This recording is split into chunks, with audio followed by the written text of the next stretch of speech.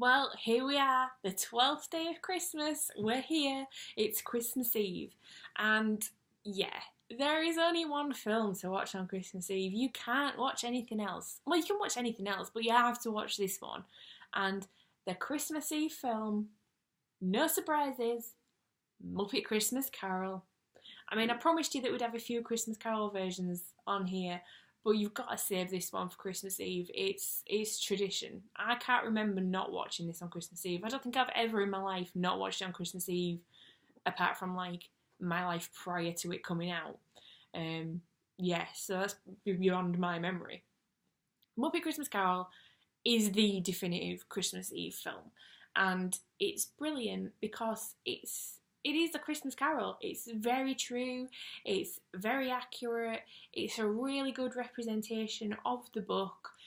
You know, dialogue is taken directly from the book, and that is why it works so well. Even though you throw in Muppets, you sort of, it doesn't faze me that half the characters are Muppet characters as well. That does not bother me in the least.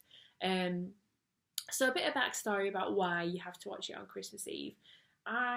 We've always watched it in our house on Christmas Eve, always, and part of the reason is because there's only one more sleep till Christmas, as Kermit the Frog said. Yeah, we've watched that every Christmas Eve afternoon forever and ever and ever, and probably always will. And it's just one of those films that Christmas Eve isn't Christmas Eve if we don't watch it. We always watch it while we eat ham. That's it. You know, we have a Christmas Eve buffet and watch that. So I suggest you do the same. It's binding. No surprises. I'm not going to reiterate the plot of A Christmas Carol again for you, only insofar as to say that Michael Caine is Scrooge this time.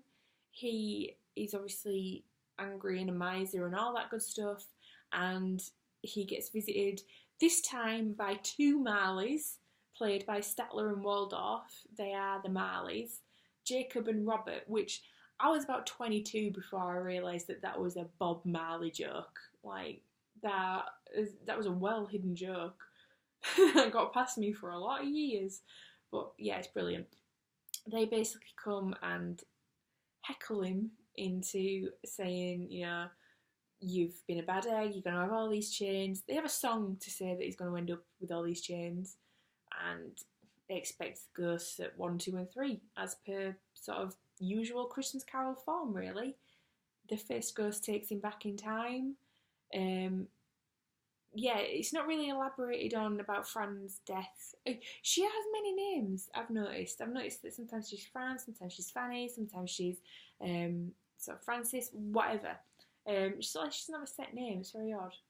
But yeah, it's not really elaborated on her death, only insofar as she comes and gets him from the school when she's a kid. Sam Eagle is the schoolmaster. Brilliant.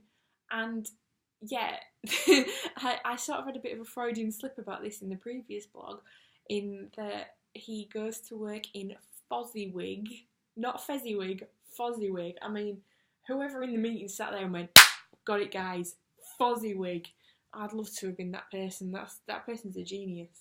Yeah, Fozziwig's Rubber Chicken Factory is where Scrooge goes to work, where he meets Belle.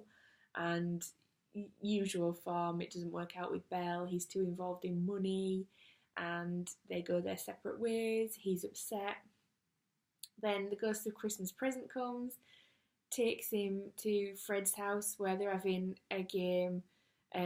This time they're playing the questions game, you know, where you have to say, is it animal, vegetable, mineral, is it a dog, is it a cat, is it whatever, and you narrow it down until you've got it. And he gets a bit of a shock because they do an unwanted creature that lives in the city, and the answer is Ebenezer Scrooge. So he's not best pleased there. Ghost of Christmas Present takes him to the Cratchit house.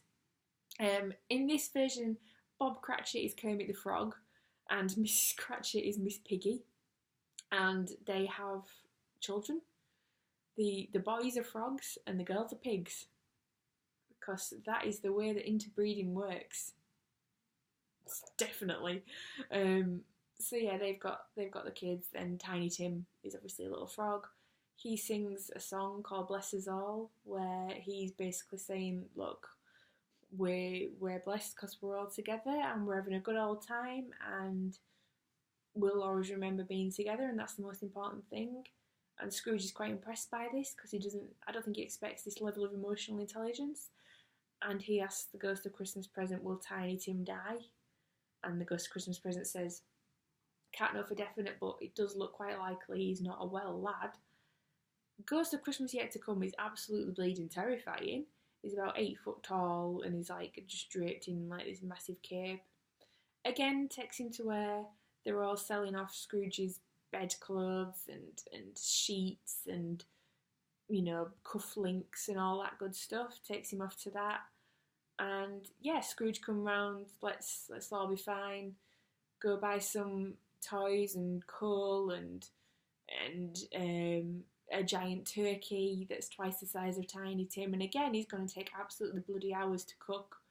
But yeah, he sings a song for this one, saying, you know, it's made a change and all that good stuff is the gist of it. And, you know, if you want to know the measure of a man, don't count his money, count his friends. So he's going to go make some friends. And yeah, it just ends in the usual way, really. Everyone gathered round, everything is jolly, Scrooge is a reformed character. And yeah, that's it. The big twist, of course, being that everyone's Muppets. So you've got the Cratchits, you've got Sam Eagle being the schoolmaster, you've got Beaker and Bunsen being the two charity collectors that go around asking for money when they go around Christmas Eve saying, can I have some money for the poor? And he says, no, it's workhouses. Bob Cratchit, absolute brilliant, by Kermit the Frog. He's asking for extra lumps of coal on the fire and they don't want to get fired, so they start singing like, heat wave, this is my island in the sun. And honestly, that makes me laugh so much every year. That's brilliant. They also have a narrator. Now, the narrator is Gonzo, the great Gonzo, and he has a sidekick of Rizzo the Rat. And Rizzo's like, Gonzo, what's wrong with you? Why are you pretending to be somebody else? And Gonzo's like, no, I am Charles Dickens. I know the story of A Christmas Carol like the back of my hand. And Rizzo says, prove it. And he goes, okay, there's a mole on my thumb and a scar on my wrist.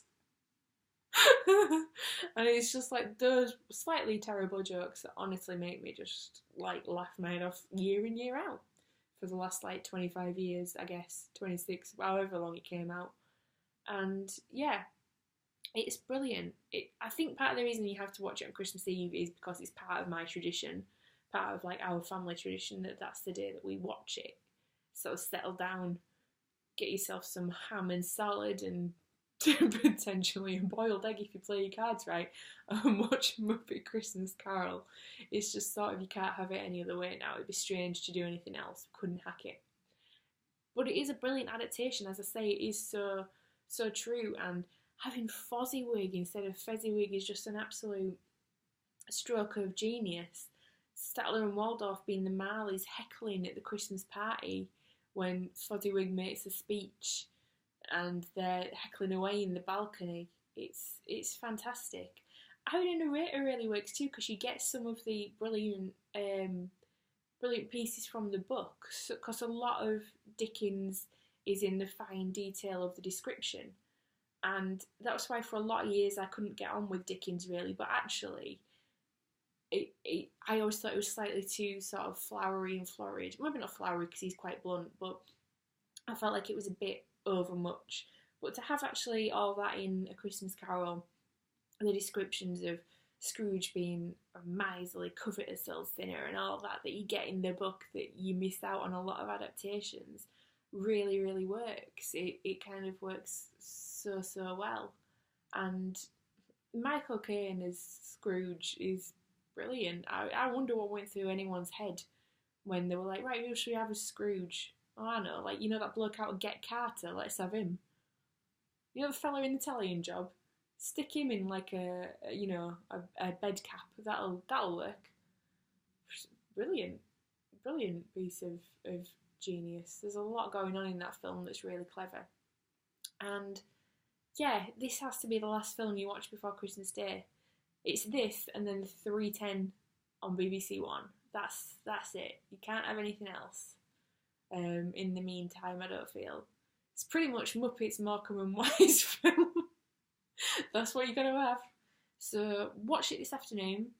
get yourself potentially a drink, get yourself some ham, have a good Christmas, bless us all that gather here, and all that good stuff. And yeah, as of now, as Kermit the Frog said it best, there's only one more sleep till Christmas.